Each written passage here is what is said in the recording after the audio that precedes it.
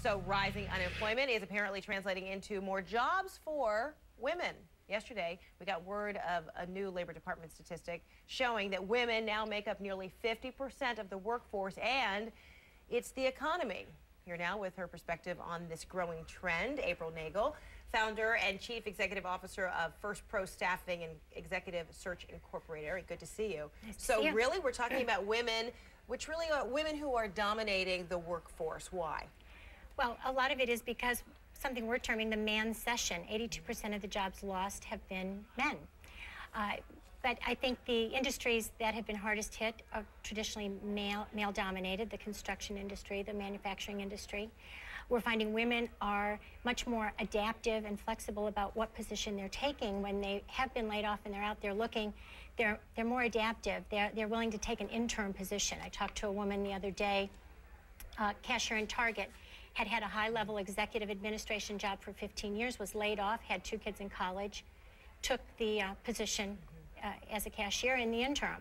And you're not finding that with men. It requires such a mind shift change, this economy, that we're just finding men have a large difficulty doing that. So this really is, though, by chance. It's not necessarily by design that women are now making up 50% of the workforce, and likely the numbers will go higher. Well, and they will go higher probably in the next month or two. We may well get over 50%. But I think over the last 50 years, yes, there has been a shift, more women in the workplace, more college-educated women.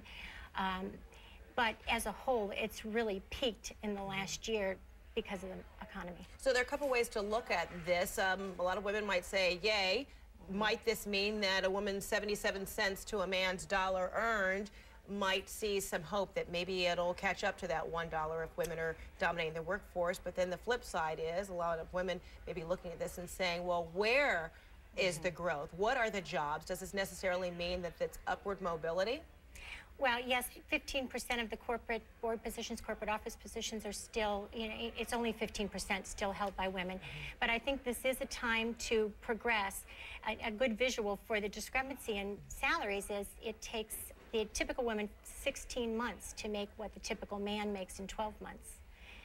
A good thing to think about, but it's two sides of a coin. Some women are forced back into the workplace because they were one breadwinner family. The male is no longer working, and they are forced to go out and work, and they're not exactly happy about it.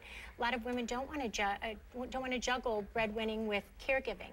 Yeah. And so it's hard to say. Because it still means a woman working outside of the home with a family, they still are tackling 2 jobs, 2 full-time jobs. Absolutely. And statistically, a man looking for work spends his whole time looking for work. A woman laid off usually assumes more responsibility around the house even. April Nagel, thanks so much. Appreciate it. Good to see you. Thank you.